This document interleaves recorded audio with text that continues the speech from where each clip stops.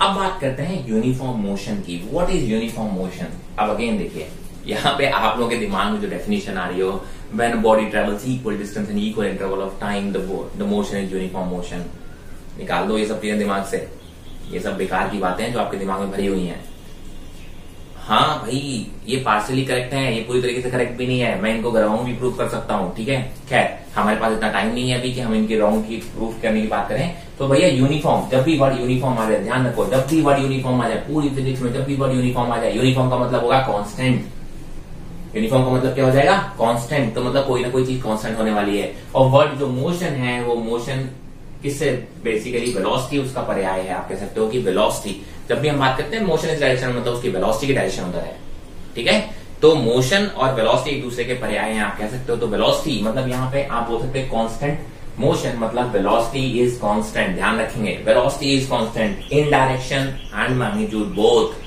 जब वेलोसिटी की मैग्नीट्यूड और डायरेक्शन दोनों कांस्टेंट होंगे तभी जाके वो आप बोलोगे वेलोसिटी कांस्टेंट है, अदरवाइज वेलोसिटी कांस्टेंट नहीं है और अदरवाइज यूनिफॉर्म मोशन नहीं है।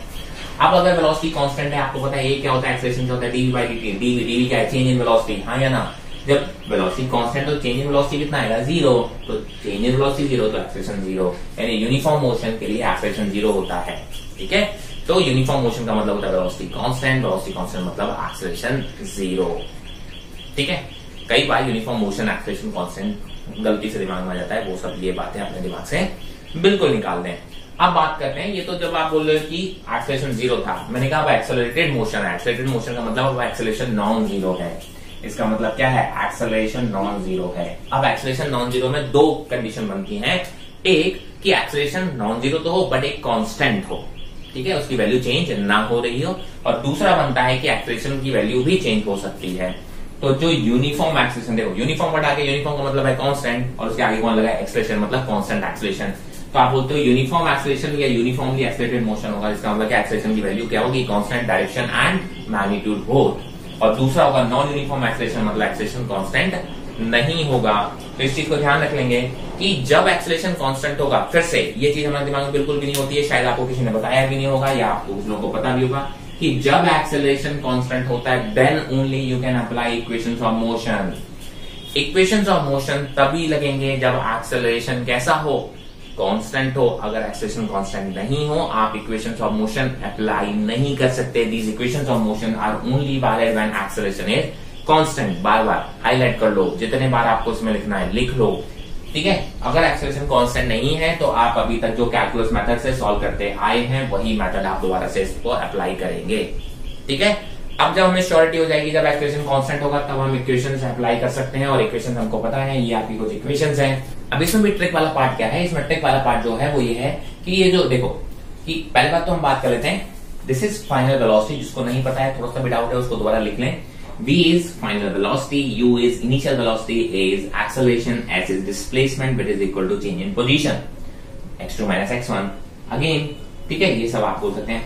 ये जो सारी की सारी जो क्वांटिटीज हैं ये वेक्टर क्वांटिटीज हैं, ये S डिस्प्लेसमेंट है, डिस्टेंस नहीं है। इस चीज को बहुत अच्छे से अपनी गांठ बांध लें। आप कह सकते हो कि sir this is displacement not distance. Yes, in many of the cases आप बोल सकते हो डिस्टेंस भी हो सकता है, बट हमेशा ध्यान रखेंगे डिस्प्लेसमेंट है, ठीक है। ये डिस्प्लेसमेंट डिस्टेंस के बराबर कब होता है? जब मोशन स्ट्रेट लाइन हो और विदाउट चेंजिंग इट्स डायरेक्शन हो, ठीक है। तो सारे ये कैसे हैं? वेक्टर्स हैं। ये स्पीड नहीं है, ये वेलोसिटीज हैं, ये एक्सेलरेशन है, ठीक है। ये डिस्प्लेसमेंट है, डिस्टेंस नहीं है। अब आप बोलते हो कि यहाँ पे एक और इंपॉर्टेंट पार्ट है ये और ये डिस्प्लेसमेंट जब हम बात करते हैं एस, तो ये एस आता है टी इक्वल टू 0 से टी इक्वल टू टी तक। अब वो टी इक्वल टू 3 हो सकता है, 4 हो सकता है, 5 होता है, 6 हो सकता है, तब तक आएगा। ये जो है एस एन एच इसको हम बोलते हैं, ये एस एन एच केवल 1 सेकंड का डिस्प्लेसमेंट होता है। वो 1 सेकंड क्या हो सकता है? 0 से 1 हो सकता है, 1 से 2 हो सकता है, 2 से 3 हो सकता है, 3 से 4, 4 से 5, वो लेकिन 1 सेकंड, 4 से 5 के बीच में मतलब 5th सेकंड की डिस्प्लेसमेंट है, 5 से 6 के बीच में मतलब 6th सेकंड की डिस्प्लेसमेंट है, राइट। तो ये केवल 1 सेकंड के लिए वैलिड होगी, वो भी कौन सा? जो एम की वैल्यू यहां पर रखोगे। एम क्या है? 5th सेकंड, मतलब 4 के बाद और 5 से पहले। अगर 5 सेकंड की बात करें तो 5 सेकंड का मतलब है आपको ये डिस्प्लेसमेंट निकालना है 0 से लेके 5 तक, 1 2 3 5 सेकंड तक कितना चला। जब 5th सेकंड बोला जाएगा इसका मतलब क्या हो गया कि सर 4 के बाद 4 सेकंड तक जो चला वो चला, उससे मुझे मतलब नहीं है। 4 के बाद 5 तक कितना चला, वो इससे निकलेगा। तो ये दो इंपॉर्टेंट बातें हैं इसमें जिससे हम हमेशा गलती करेंगे, प्रॉब्लम्स हम इस पे करेंगे, तब आपको ये गलतियां आपको समझ में आएगा। लेकिन अभी आप हाईलाइट कर लेंगे ना, अभी इसके बारे में 2 बार सोचेंगे ना, अभी आप इसको दिमाग में थोड़ा सा इसके बारे में आप कहेंगे, सोचेंगे, तो आपको पता चलेगा कि यस, यहाँ पे ये चीजें गलतियां हमको नहीं करना है, हमको आते हुए क्वेश्चन हम गलत कर जाते हैं। तो इन छोटी छोटी क्या मैंने कहा था, देखो इस चैप्टर के 2 ही इंपॉर्टेंट सबसे ज्यादा पार्ट है। एक है जो कैलकुलस वाला इंस्टेंटेनियस वाला पार्ट था, उससे क्वेश्चन आता है, या फिर इक्वेशंस ऑफ मोशन या मोशन अंडर ग्रेविटी, जो कि इसी का पार्ट आता है। ठीक है, तो ये 2 बहुत इंपॉर्टेंट पार्ट है, तो इसमें तो हम गलतियां कर ही नहीं सकते और बहुत इजी क्वेश्चन आते हैं और हमसे बनने ही बनने चाहिए। सिली मिस्टेक्स अगर हम कर देंगे तो हमें बहुत दुख होगा, फिर हमारा 160 कैसे आएंगे यार। सिली मिस्टेक्स आते हुए क्वेश्चन छोड़ाओगे तो फिर सर आपने तो बहुत अच्छा कराया था, मेरे को बहुत अच्छा आता था, 160 नहीं आया, क्यों? क्योंकि सर मैंने क्वेश्चन में बहुत मिस्टेक की। अरे ऐसे नहीं होगा ना यार, प्रैक्टिस करोगे तो मिस्टेक्स अवॉइड होंगी, तो प्रैक्टिस करेंगे, मिस्टेक अवॉइड करेंगे, 160 आएंगे और डॉक्टर बनेंगे। भाई डॉक्टर तो बन के जाना है, यहाँ से ये चीज का गारंटी है, डॉक्टर बन के जाना है, बन के जाना है, बन के जाना है, इस चीज की गारंटी है। भाई साहब पढ़ लो, अभी भी कह रहा हूँ 60 डेज, यस, ये जो कोरोना ने आपको दिया ना 60 डेज, भाई साहब बहुत इंपॉर्टेंट है। 60 डेज में तो भाई आपका करियर चेंज हो जाएगा। 60 डेज लग जाओ यार, भूल जाओ दीन दुनिया, क्या फर्क पड़ रहा है। अरे सोशल मीडिया पे कौन मर रहा है कौन जी रहा है, क्या फर्क पड़ेगा यार, आपको डॉक्टर बनना है, इस चीज का ध्यान रखें। अगर अभी फर्क पड़ने लगा तो फिर डॉक्टर नहीं बन पाएंगे, फिर तो आपके पास जिंदगी भर पड़ी रहेगी। भैया जो नहीं बन पाया, जो नहीं कर पाया, क्या कर रहा है आज के डेट में? जो फ्री आदमी है क्या कर रहा है? सोशल मीडिया कर रहा है भाई साहब, सोशल मीडिया। उसके बाद इतना टाइम है कि वो क्या कर रहा है, केवल सोशल मीडिया। तो देख लो, अभी सोशल मीडिया के चक्कर पड़ोगे तो लाइफ टाइम सोशल मीडिया करने का बहुत टाइम मिल जाएगा, तब आप बोलोगे क्यों मिल रहा है। और जब डॉक्टर बन जाओगे तो सोशल मीडिया का टाइम नहीं मिलेगा। अभी हम मिल नहीं रहा, बाद में आपको मिलने नहीं पड़ेगा, मतलब आपके तो अभी आप कर नहीं रहे हो, बाद में आपको इसका टाइम भी नहीं मिलेगा, आपका इंटरेस्ट भी नहीं आएगा। ठीक है, तो भाई मेरी बात सुन लो, बन जाओ डॉक्टर, ठीक है, पढ़ लो इसको। ठीक है, so now we are going to talk about motion under gravity. देखो, motion under gravity is again an application of uniform acceleration. Uniform acceleration का मतलब क्या है कि सर एक्सेलरेशन कांस्टेंट है, एक्सेलरेशन कांस्टेंट है, इसलिए हम इसमें इक्वेशंस ऑफ मोशन लगा सकते हैं। तो मैं तो आपको ये बोलूंगा, अगर आपको इक्वेशंस ऑफ मोशन में बिल्कुल आप कॉन्फिडेंट हैं तो आप डायरेक्टली इक्वेशंस लगाएं। आपको ये जो शॉर्ट ट्रिक्स मैं बताने वाला हूं, अगर आपको याद नहीं भी रहेंगी तो भी आपको वो अगर प्रॉपर सॉल्व करना आता है तो आप बहुत आराम से कर पाएंगे। शॉर्ट ट्रिक्स अगर याद रह जाती हैं तो थोड़ा क्विक हो जाता है, लेकिन मैं आप फिर से बोलूंगा फिजिक्स में ज्यादा चीजें रखने की जरूरत नहीं है। तो मैं तो कहूंगा बेसिक कंसेप्ट अगर आप सीखेंगे, application of equations of motion अगर आपको लगानी आती है, ठीक है। मैं जब आपको क्वेश्चन सॉल्व कराऊंगा तो मैक्सिमम टाइम पे शॉर्ट ट्रिक्स का यूज नहीं करूंगा। हाँ, जिनको शॉर्ट ट्रिक्स चाहिए मैं आपको शॉर्ट ट्रिक्स बताऊंगा जरूर, और आप आराम से उनको यूज कर सकते हैं। मैं हमेशा प्रेफर करता हूं बाय मेथड जाना। मैं कहता हूं मेथड जाने से क्या होता है, आप क्विकली करेंगे, शॉर्ट ट्रिक में हमेशा गलतियां हो जाती हैं। शॉर्ट ट्रिक स्पेसिफिक केसेस में ही अप्लाई होती हैं, ठीक है। और जो क्वेश्चन पेपर बनाना होता है उसको वो शॉर्ट ट्रिक्स पता होती है, तो आज की डेट में वो शॉर्ट ट्रिक्स वाले क्वेश्चन थोड़े कम डालता है। तो अगर आपने मेथड सीखा है ना, अरे भैया शॉर्ट ट्रिक वाला क्वेश्चन आएगा तो भी वो उससे बन जाएगा, और शॉर्ट ट्रिक वाला क्वेश्चन नहीं आएगा तो भी उससे बन जाएगा। हाँ, लेकिन शॉर्ट ट्रिक भी आपको बताऊंगा जिसकी मेमोरी, कुछ बच्चे होते हैं जिनकी मेमोरी बहुत शार्प होती है, वो एक बार पढ़ लेते हैं और उनको चीजें याद हो जाती है, तो हाँ, उनके लिए डेफिनेटली आप बोलूंगा यहाँ पे मैं साथ साथ शॉर्ट ट्रिक्स भी देता जाऊंगा, ठीक है।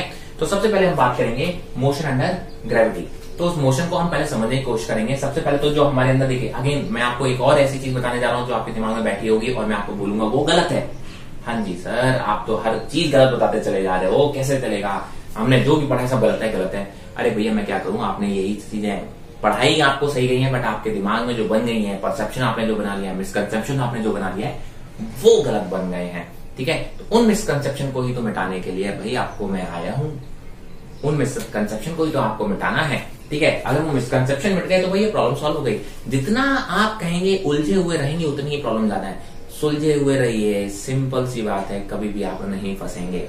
तो अपने आप को सुलझा हुआ रखने की कोशिश करिए। जीवन में भी आप हमेशा जितने सुलझे रहेंगे उतनी आपको प्रॉब्लम फेस कम करेंगे। तो जरा देखिए, मैंने कहा देखिए भाई, अगर मैंने एक यूज स्पीड से बॉडी को ऊपर थ्रो किया है तो ये बॉडी ऊपर तक जाएगी, एक मैक्सिमम हाइट से वापस अपनी जगह पे वापस आती है, ठीक है। ऊपर जाने वाले पाथ को हम बोलते हैं जो असेंडिंग है, और ये डिसेंडिंग है। तो ये एक्सेंड होता है, ये डिसेंड होता है, राइट। असेंडिंग अ बॉडी और डिसेंडिंग अ बॉडी। अब इसमें कुछ छोटी छोटी बातें देखें। सबसे पहली बात है कि जब ये बॉडी ऊपर जा रही है किसी भी इंस्टेंट पे, मान लो इस टाइम पे इसकी कोई वेलोसिटी है, ठीक है, तो आप बोलोगे इस टाइम पे इसकी वेलोसिटी कैसी आएगी, पॉजिटिव नेगेटिव। आप बोलोगे सर देखिए वेलोसिटी ऊपर की डायरेक्शन को हमने पॉजिटिव रखा है, तो आप बोलोगे वेलोसिटी कैसी आएगी, पॉजिटिव आएगी। अच्छा, एक्सेलरेशन कैसा आएगा, ठीक है, तो आप बोलोगे एक्सेलरेशन कैसा आएगा, सर एक्सेलरेशन की डायरेक्शन यहाँ पर कितना है, सर एक्सेलरेशन किधर लग रहा है, नीचे की तरफ लग रहा है, ध्यान रखेंगे। तो एक्सेलरेशन यहाँ पे कैसा है, नेगेटिव है। अब आपके स्कूलों में आपने क्या पढ़ा, अगर वेलोसिटी अगर ऊपर की तरफ है, ठीक है, तो एक्सेलरेशन नेगेटिव है, अगर नीचे की तरफ है तो एक्सेलरेशन पॉजिटिव है। मैं कहूंगा गलत है। ठीक है भाई, हो सकता है वो अपने तरीके से सही बता रहे हैं, लेकिन मैं आपको बोल रहा हूँ आप जरा देखिए, जब ये बॉडी यहाँ नीचे आ रही होगी किसी भी इंस्टेंट पे, तब उसकी वेलोसिटी किधर है, नीचे की तरफ है। अरे भैया वेलोसिटी कैसी हो गई, नेगेटिव। वेलोसिटी डायरेक्शन किधर है, नीचे की तरफ। एक्सेलरेशन किधर है, सर एक्सेलरेशन तो अभी भी नीचे की तरफ है। अरे भैया जी तो नीचे ही लग रहा है, चाहे ऊपर बोलो या नीचे, राइट। तो आप बोलोगे एक्सेलरेशन यहाँ पे ना केवल नेगेटिव है, बट उसकी वैल्यू को आप हमेशा क्या बोलोगे, माइनस जी बोलोगे। एक्सेलरेशन कहीं भी चेंज नहीं हो रहा है, सर एक्सेलरेशन अभी भी नीचे की तरफ है, इसलिए मैं अभी भी इसको माइनस जी बोलूंगा। ठीक है, आप क्या बोलोगे कि सर एक्सेलरेशन को मैं अभी भी माइनस जी बोलने वाला हूँ। एक्सेलरेशन क्या है, अभी भी माइनस जी है। भाई साहब बॉडी ऊपर जाए या बॉडी नीचे जाए, एक्सेलरेशन हमेशा माइनस जी। आंख बंद कर लो, एक्सेलरेशन पॉजिटिव नेगेटिव सोचने की जरूरत ही नहीं है। एक्सेलरेशन पॉजिटिव नेगेटिव सोचने की जरूरत ही नहीं है। एक्सेलरेशन तो कैसा है, हमेशा नेगेटिव है भाई साहब। एक्सेलरेशन तो हमेशा नीचे टुवर्ड्स द अर्थ ही लगेगा ना। बॉडी ऊपर जाएगी तो नीचे खींचेगी अर्थ, अगर नीचे जाएगी तो क्या बॉडी ऊपर फेंकने लगेगी, अर्थ ऊपर की तरफ नहीं फेंकेगी ना बॉडी को यार। तो आंख बंद करके आप बोलो एक्सेलरेशन की वैल्यू हमेशा क्या रखनी है, माइनस जी। ठीक है, अंडर अनलेस आपकी डायरेक्शन कोई चेंज ना कर दे। आप बोलो नहीं सर ऊपर वाली डायरेक्शन को नेगेटिव लेना है, नीचे वाली को पॉजिटिव लेना है, इधर वाली को नेगेटिव। अपने साइन कन्वेंशन जो स्टैंडर्ड है अगर हम उसको फॉलो करेंगे तो हमेशा आप बोलोगे एक्सेलरेशन की वैल्यू हमेशा क्या रखनी है, माइनस जी। नो मैटर बॉडी ऊपर जा रही है नीचे, हाँ बॉडी ऊपर जा रही होगी तो वेलोसिटी की वैल्यू पॉजिटिव हो जाएगी, और वेलोसिटी अगर नीचे आ रही है तो आप बोलोगे वेलोसिटी वैल्यू कैसे हो जाएगी, negative. I hope it is very clear. चले देखते हैं भाई, हमने क्या देखिए, आप अगेन इक्वेशन ऑफ मोशन लगा के, मैंने यहाँ पे आपको कुछ शॉर्ट ट्रिक्स लिख सकते हैं। आप बोल सकते हो डायरेक्ट फॉर्मुला दे देंगे, आप तो हमेशा क्या लगाएंगे, इक्वेशन ऑफ मोशन लगाएंगे, आप हमेशा आंसर्स आएंगे। फिर भी मैंने कहा कुछ चीजें आपको अगर याद आ जाती है तो उसमें कोई बुराई नहीं है। मैंने कहा टाइम ऑफ एसेंट, ऊपर जाने वाला टाइम या नीचे वाला टाइम, जितने टाइम में ये नीचे से ऊपर जाएगी उतने ही टाइम में ऊपर से नीचे आएगा। मतलब टाइम ऑफ एसेंट और टाइम ऑफ डिसेंट कैसे होंगे, सेम होंगे, और उनकी वैल्यू किसके बराबर होगी, you by T, if it is throne by speed you. ठीक है, मैंने कहा तो टोटल टाइम ऑफ फ्लाइट कितना हो गया, जितना टाइम नीचा उतना ऊपर, तो टोटल टाइम कितना हो गया, टाइम ऑफ फ्लाइट मतलब जितनी देर वो हवा में रहा, that will be equal to 2u by v, दोनों का एडिशन। बहुत सिंपल, कोई दिक्कत नहीं है। अब इसमें देखो कुछ छोटे छोटे पॉइंट है। मैंने कहा सर देखो ये बॉडी ऊपर जाएगी तो उसकी स्पीड डिक्रीज करेगी, स्पीड डिक्रीज कर रही होगी। अरे भैया करना नहीं चाहिए, देखो वेलोसिटी पॉजिटिव और एक्सेलरेशन कैसे नेगेटिव है, दोनों के साइन कैसे हैं, ऑपोजिट हैं, दोनों के साइन कैसे हैं, ऑपोजिट हैं, तो स्पीड तो डिक्रीजिंग है। स्पीड स्लो होते होते होते होते एक जगह पे जाकर रुक जाएगी, उससे ऊपर नहीं जा सकती बॉडी, क्योंकि वहां पे उसकी स्पीड क्या हो गई है, 0। तो आप बोलोगे that is called maximum height achieved. और मैक्सिमम हाइट पे जाके उसकी स्पीड कितनी हो जाती है, 0, या वेलोसिटी कितनी हो जाती है, 0। तो सबसे बड़ा एक और ये पॉइंट कि at the maximum height velocity कितनी हो जाती है, 0। क्योंकि ऊपर वेलोसिटी 0 हो जाती है तो मैं देखो आप चलो आगे बात करते हैं। ठीक है, एक चीज ये मैक्सिमम हाइट की वेलोसिटी कितनी हो जाती है, 0। अब मैंने कहा मान लो जैसे ये दो पॉइंट है, ये दोनों पॉइंट अरे सेम हाइट के नहीं भाई साहब, भाई अलग अलग नहीं है। देखो बॉडी जब ऊपर जाती है तो ये ऊपर जाएगी और इसी डायरेक्शन में वापस आती है, तो हम समझाने के लिए थोड़ा सा इसको घुमा के लिखते हैं। तो आप बोलोगे इस ये एक ही पॉइंट है, ये और ये क्या है, एक ही पॉइंट है, तो ऊपर जाते टाइम भी क्रॉस करेगी और नीचे जाते टाइम भी क्रॉस करेगी। तो अभी इंपॉर्टेंट क्या है कि जिस स्पीड से ये ऊपर जाते टाइम क्रॉस करेगी उसी स्पीड से इसको नीचे जाते टाइम क्रॉस करेगी। स्पीड वेलोसिटी अलग अलग है क्योंकि डायरेक्शंस अलग अलग है, ऊपर जाते टाइम ऊपर की तरफ है, नीचे जाते टाइम नीचे की तरफ है, डायरेक्शंस अलग है, वेलोसिटी अलग है, लेकिन स्पीड दोनों ही क्या। किसी भी रैंडम पॉइंट को उठा लो आप, ठीक है, जितनी स्पीड से इस पॉइंट को क्रॉस करेगा ऊपर जाते टाइम उतनी ही स्पीड को क्या करेगा, नीचे जाते टाइम क्रॉस करेगा। मतलब ऊपर वाला जो मोशन और नीचे वाला मोशन कैसे होते हैं, सिमेट्रिक होते हैं। कैसे होते हैं, सिमेट्रिक होते हैं। तो हम कई बार प्रॉब्लम्स को सॉल्व करते हैं ऊपर से स्टार्ट कर देते हैं सॉल्व करना अपना। ठीक है, ऊपर से सॉल्व करने का फायदा क्या है कि अगर मैं ऊपर से स्टडी करना स्टार्ट करता हूं तो मुझे इनिशियल वेलोसिटी यहाँ पे क्या रख सकता हूँ, मैं 0 रख सकता हूँ, तो मेरी इक्वेशन ऑफ मोशन इजी हो जाती है। ये हम प्रॉब्लम्स में देखेंगे। ठीक है, हालांकि आप हमेशा बस आपके लिए जो इंपॉर्टेंट पॉइंट है कि देखो एट द सेम हाइट वो एक पॉइंट जब वो उस पॉइंट एक पॉइंट को अगर जब बॉडी 2 बार क्रॉस करेगी तो ऊपर जाते टाइम उसकी स्पीड से क्रॉस करी होगी, तो नीचे जाते टाइम भी उसी स्पीड से क्रॉस होगी। तो इसी वजह से जिस पॉइंट से बॉडी को थ्रो किया गया था उस पॉइंट पे जब बॉडी पहुंचेगी तो वापस से उसकी स्पीड कैसी होगी, सेम, बस डायरेक्शन कैसी हो जाएगी, ऑपोजिट। ये छोटे छोटे पॉइंट्स हैं, ये आपके बहुत इंपॉर्टेंट पॉइंट्स हैं, इनको नोट डाउन कर लेना। ठीक है, मैं बोल रहा हूं बट स्टिल आपको नोट डाउन करना है। पॉज करके वीडियो को आप नोट डाउन बहुत जल्दी करें। जितना ज्यादा नोट्स लिखे होंगे, जितनी ज्यादा आपकी कॉपी पे चीजें लिखी होंगी, उतनी ही ज्यादा आपको याद रहेंगे और उतनी ही ईजी होगी। भाई साहब जितनी ज्यादा कॉपी पे चीजें लिखते चले जाओगे ना उतना मजा आ जाएगा यार। आप लोग पता आदत क्या होती है, कॉपी पे लिखते नहीं हो, सिर्फ बस सामने बस टीचर को सुनना आपको बड़ा अच्छा लगता है। और क्या होता है, महीने भर बाद 15 दिन बाद आप सब भूल जाते हो। भाई साहब लिख लो, अभी 2 बार पलटोगे ना, पन्ने पलटने में याद रह जाएगा। ठीक है, मैंने कहा देखो मैक्सिमम हाइट पे आप बोलोगे वेलोसिटी कितनी होती है, मैक्सिमम हाइट पे वेलोसिटी कितनी होती है, 0। और मैक्सिमम हाइट कितनी है, अगर यू स्पीड से थ्रो किया गया किसी बॉडी को तो ये मैक्सिमम हाइट है, उसको हम बोलते हैं कैपिटल एच से डिनोट करते हैं, और that will be given as u square by 2g। बड़े आराम से इक्वेशन ऑफ मोशन से आ सकती है। आप बोलोगे इनिशियल स्पीड कितनी थी u, फाइनल स्पीड कितनी लगा दोगे v, और डिस्प्लेसमेंट कितना हो जाएगा h। ठीक है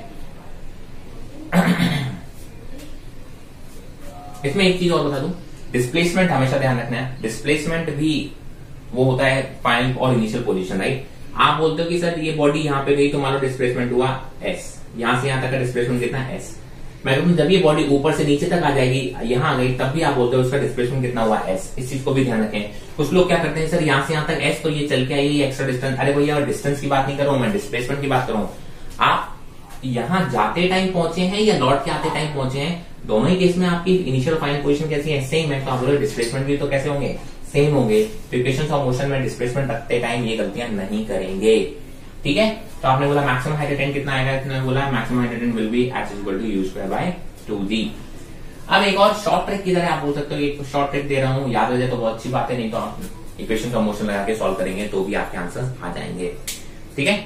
मैंने कहा sir if a body is throne upwards crosses a point twice in t1 and t2।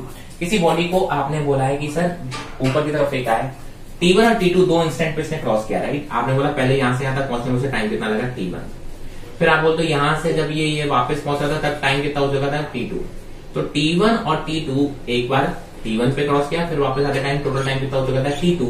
दो इंस्टेंट t1 एंड t2 पे अगर किसी पॉइंट को क्रॉस करते हैं तो उस पॉइंट की हाइट कितनी होगी, उस पॉइंट की हाइट कितनी होगी, that can be given as half g t1 into t2। उस पॉइंट की हाइट कितनी होगी, half g t1 into t2। Yes, आपसे कोई कुछ अच्छा तो बताओ कितनी स्पीड से थ्रो किया गया होगा इसका मतलब, तो आप बोलोगे that can be given as half g into t1 plus t2। कोई मुझसे पूछा ऐसे केस में वो मैक्सिमम हाइट कितनी अचीव होगी, तो that can be given as 1/8 g into t1 plus t2 by t1 plus t2 का होल स्क्वायर। तो ये डायरेक्ट फॉर्मूला है, इस पर्टिकुलर केस में आपको कई बार डायरेक्टली ये अप्लाई हो जाएंगे, बट मैं अगेन फिर से बोलूंगा अगर आपको ये फॉर्मूला याद नहीं होते कोई बात नहीं, इक्वेशन ऑफ मोशन लगाना आता होगा तो आप बड़े आराम से सॉल्व कर लोगे। ये सारे के सारे आप इक्वेशन ऑफ मोशन से आंसर आ जाते हैं और बहुत क्विकली आते हैं, ठीक है। तो आप प्रैक्टिस करोगे तो ये बहुत जल्दी आ जाएंगे। जब हम इक्वेशन ऑफ मोशन के कुछ क्वेश्चन देखेंगे तो इस टाइप के क्वेश्चन काफी सारे आपको उसमें प्रैक्टिस करने को मिलेंगे, ठीक है। चलो आगे बढ़े। तो एक दूसरा केस देखते हैं मोशन अंडर ग्रेविटी में। अभी तक हमने बोला था body is throne upward with initial speed u। अब मैंने अगर बॉडी इज ड्रॉप्ड डाउनवर्ड्स, अब पहले बताओ हम ये ड्रॉप्ड वर्ड पे ध्यान दें, ये ड्रॉप्ड का मतलब क्या होता है। अब आधे ज्यादा लोग मैक्सिमम लोगों के दिमाग होगा ड्रॉप का मतलब होता है सर u इक्वल टू 0। तो मैं आपको यही बोलूंगा नहीं, ड्रॉप का मतलब u इक्वल टू 0 नहीं होता है, ठीक है। ड्रॉप्ड का मतलब होता है कि जिस बॉडी से या जिसने ड्रॉप किया है, ठीक है। जब बॉडी को आप ड्रॉप करोगे तो जिसने भी ड्रॉप किया है उसकी जो वेलोसिटी होगी वही वेलोसिटी उस बॉडी में आ जाएगी जो ड्रॉप हुई है। अब ऐसे मैक्सिमम क्वेश्चन जो अभी तक आपने सॉल्व किया होंगे उसमें क्या किया होगा आपने, सर बॉडी इज ड्रॉप्ड, ठीक है। अब बॉडी इज ड्रॉप्ड मतलब मैंने ड्रॉप किया तो मैं खुद रेस्ट पे हूं, तो आप क्या बोलोगे, बॉडी की इनिशियल वेलोसिटी भी क्या होती है 0। 95% केसेस में u 0 आएगा, बट कुछ केसेस में फॉर एग्जांपल आप बोलते हो कि सर एक ट्रेन में आप खड़े हो और आप आगे जा रहे हो और आपने किसी बॉडी को ड्रॉप किया तो उसमें इनिशियल वेलोसिटी उस बॉडी की 0 नहीं आएगी, क्योंकि ट्रेन के साथ साथ आपकी भी कुछ वेलोसिटी होती है, ठीक है। ऐसे आप बलून में आप या एरोप्लेन में हो कहीं पर हो और वहां से बॉडी को आपने ड्रॉप किया तो अगेन आपने क्या किया, आपकी कुछ वेलोसिटी होगी, जब आप बॉडी को ड्रॉप करोगे तो वो वेलोसिटी उस बॉडी में भी आ जाएगी। अगेन इस पॉइंट को आप दिमाग में रख लीजिए, हाईलाइट कर लीजिए। यस, बॉडी ड्रॉप का मतलब हमेशा u इक्वल टू 0 नहीं होगा, ठीक है। तो मैंने कहा बहुत अच्छी बात है, आगे बढ़ते। मैंने कहा बॉडी को ड्रॉप किया गया है एक सर्टेन हाइट h से, ठीक है। तो जब बॉडी यहाँ पर पहुंचेगी v तो उसकी वेलोसिटी कितनी होगी, that will be given as √2gh, ठीक है। निकालने का तरीका वही है, अगर ये h है निकालने का तरीका वही होगा, u की वैल्यू 0 रखोगे, फाइनल वेलोसिटी आपको निकालनी है। सर डिस्प्लेसमेंट कैसा होगा, नीचे की तरफ होगा। यहाँ पे देखिए जब वो नीचे की तरफ हो रहा है तो डिस्प्लेसमेंट जब आप इक्वेशन ऑफ मोशन में रखोगे तो -h रखोगे। h क्या है, इसका मैग्नीट्यूड है और डायरेक्शन माइनस आप बता रहे हैं नीचे की तरफ हो रहा है। तो ऐसे छोटी छोटी प्रॉब्लम्स में आपको आएगा तो जो v की वैल्यू निकल के आएगी वो आएगी √2gh। जितने टाइम में वो नीचे पहुंचेगा तो टाइम की जो वैल्यू निकल के आएगी वो आएगी √2h/g, ठीक है। आप फिर से क्या कर सकते हो, s equal to ut plus half at square equation लगा सकते हो। उसमें u की वैल्यू कितनी रखोगे 0, s की वैल्यू रखोगे -h और उस इक्वेशन में a की वैल्यू रखोगे -g और आपका ये वैल्यू निकल के आ जाएगा s is equal to √2h/g। तो अगर डायरेक्टली आपको ये फॉर्मूले ये तो बहुत ज्यादा यूज होने वाले हैं, तो डायरेक्टली आपको याद आ जाते हैं तो बहुत अच्छी बात है, ठीक है। एक और इसका एक कंसेप्ट है, ठीक है। इक्वेशन आप कह सकते हो कि इक्वेशन ऑफ मोशन की एक प्रॉब्लम एप्लीकेशन है, Galileo's law of odd number.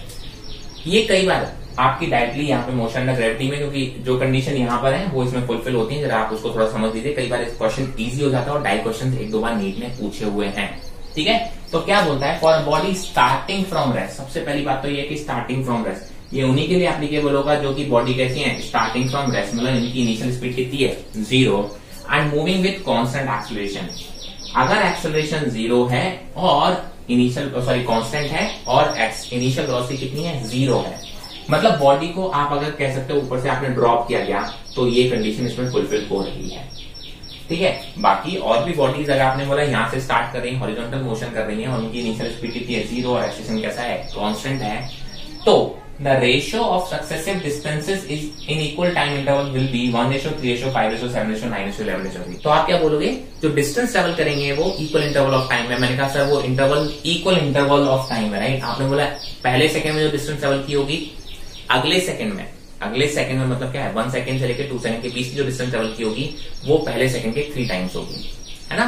तो अगर पहले सेकंड में डिस्टेंस ट्रेवल x है तो अगले सेकंड में डिस्टेंस ट्रेवल आएगी 3x, उसके अगले सेकंड में जो डिस्टेंस ट्रेवल आएगी वो आएगी 5x एंड सो ऑन। अब ये इंटरवल 1 सेकंड का नहीं, ये कितने भी सेकंड का हो सकता है, ये 2 सेकंड का भी हो सकता है, ये 5 सेकंड का भी हो सकता है, ये 10 सेकंड का भी हो सकता है, ये 2.5 सेकंड का भी हो सकता है। मैंने कहा पहले 5 सेकंड में अगर डिस्टेंस ट्रेवल x है तो अगले 5 सेकंड में जो डिस्टेंस ट्रेवल होगी that will B 3x and so on, 5x, 7x, 9x, 11x, 13x। तो कई बार ये आपको बहुत हैंडी होता है, इसलिए मैं आपको बोलता हूँ आपको ये अगर लॉ आता है तो बहुत अच्छी बात है, क्योंकि इसके प्रॉब्लम से कई बार आपको नीट ने 2 बार, तो मेरे को याद है कि 2 बार टाइप क्वेश्चन पूछा है, जिसको ये लॉ आता होगा उसने बिना टाइम गवाए और आंसर टिक किया होगा आगे, बिल्कुल टाइम वेस्ट नहीं हुआ होगा, राइट। तो ध्यान रखेंगे इसके लिए एक जो इंपॉर्टेंट कंडीशंस है वो ये है, स्टार्टिंग फ्रॉम रेस्ट, मतलब यू कितना होना चाहिए, 0 और एक्सेलरेशन कैसा होना चाहिए, पॉजिटिव। तो ये तो बातें हुई हमारी इक्वेशंस ऑफ मोशन की, और आप बोल सकते हैं मोशन द ग्रेविटी की। ठीक है, अब हमें देखनी है इसमें ढेर सारी प्रॉब्लम्स, जब इसमें प्रॉब्लम्स देखेंगे तो हमें इसमें और आगे काफी कॉन्फिडेंस आएगा, तो इसकी ढेर सारी प्रॉब्लम्स आपको सॉल्व करनी है। ठीक है, तो अब आज के लिए इतना ही काफी है, आगे के वीडियोस में हम आगे की बातें करेंगे। हम अभी सबसे पहले तो हम इनकी ढेर सारी प्रॉब्लम्स सॉल्व करने वाले हैं, और उसके बाद आपको एक असाइनमेंट दूंगा जो कि पूरे चैप्टर पे बेस्ड होगा।